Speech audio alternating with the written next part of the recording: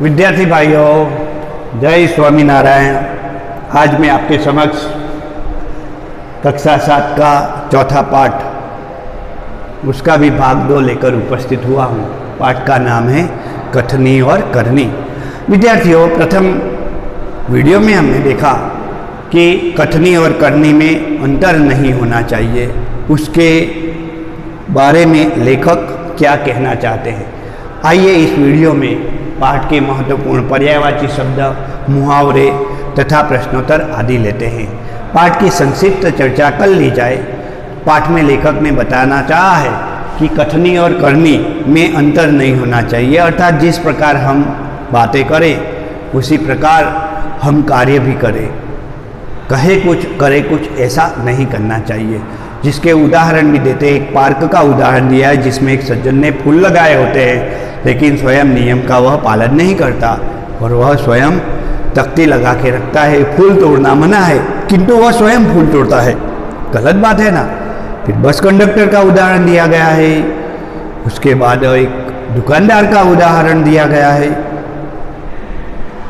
अन्य उदाहरण में किराएदार का उदाहरण दिया गया है, किराएदार और मकान मालिक का, तथा अंत में एक सज्जन और उसके पोते का उदाहरण है।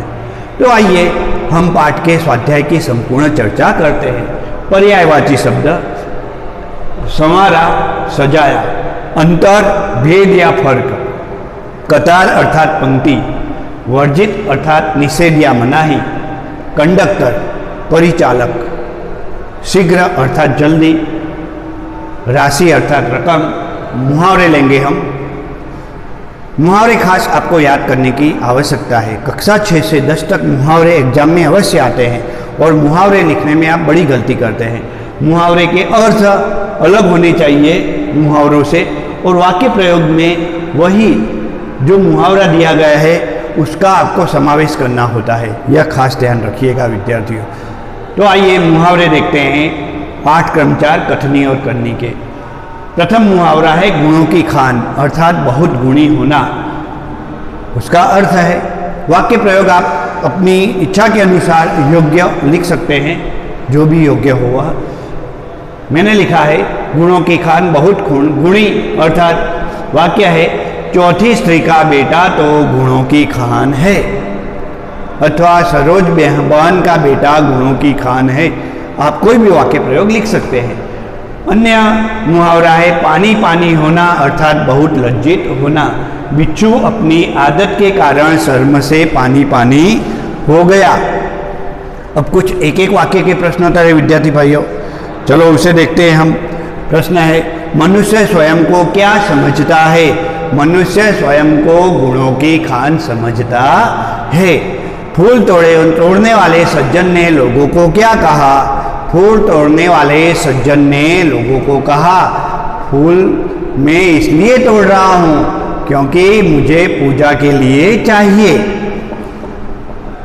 बस कंडक्टर का व्यवहार किस प्रकार अलग था? बस कंडक्टर का व्यवहार अलग था क्योंकि उन्होंने बस में सवार व्यक्ति को बीड़ी नहीं पीने दी, लेकिन खुद बस की केबिन में जाकर के सिगरेट पीने लगे।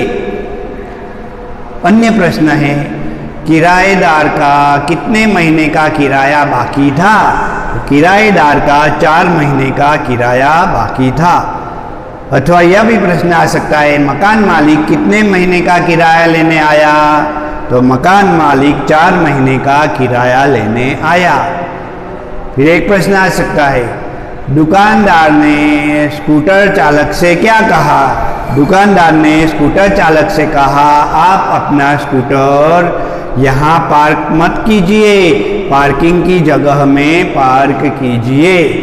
अन्य प्रश्न आ सकता है स्टूडेंट, दुकानदार के बेटे ने स्कूटर कहाँ पार्क किया? दुकानदार के बेटे ने स्कूटर दुकान के आगे पार्क किया। एक अन्य प्रश्न आ सकता है कि एक सज्जन ने अपने पोते को क्या सिखाया था? एक सज्जन ने अपने पोते को सिखाया था कि कभी किसी काम को गलत ढंग से नहीं करना चाहिए, सदा अपनी बारी की प्रतीक्षा करनी चाहिए। अन्य प्रश्न है, जैसे कि ईश्वर ने मनुष्य को अन्य प्राणियों से किस प्रकार श्रेष्ठ बनाया है। ईश्वर ने मनुष्य को अन्य प्राणियों से श्रेष्ठ बनाया है। मनुष्य को विचारने की अद्भुत शक्ति प्रदान की है। मनुष्य अपने विचार को अपने अनुसार प्रकट कर सकता है। मनुष्य बोल सकता है। मनुष्य को भगवान ने बोलने की शक्ति भी प्रदान की है। मनुष्य अन्य व्यक्तियों के साथ विचारों का आदान प्रदान कर सकता है, जबकि प्राणियों में ऐसा नहीं। वह एक दूसरे प्राणी को संपूर्ण बातें नहीं बता सकते। वह इशारों से कुछ चाहे बता देते हो, लेकिन वह कोई अन्य कार्य नहीं कर सकते। इस प्रकार सृजनात्मकता जैसी अनेक शक्तियाँ ईश्वर ने मनुष्य को प्रदान की है। धूम्रपान वर्जित है ऐसा कब और क्यों लिखा होता है। धूम्रपान वर्जित है ऐसा कई स्थानों में लिखा होता है, जैसे कि बैंकों में लिखा होता है, सरकारी कचहरियों में लिखा होता है, अस्पतालों के पास भी यह लिखा हुआ मिलता है। रेलगाड़ी तथा बसों में भी लिखा हुआ होता है, धूम्रपान वर्जित है।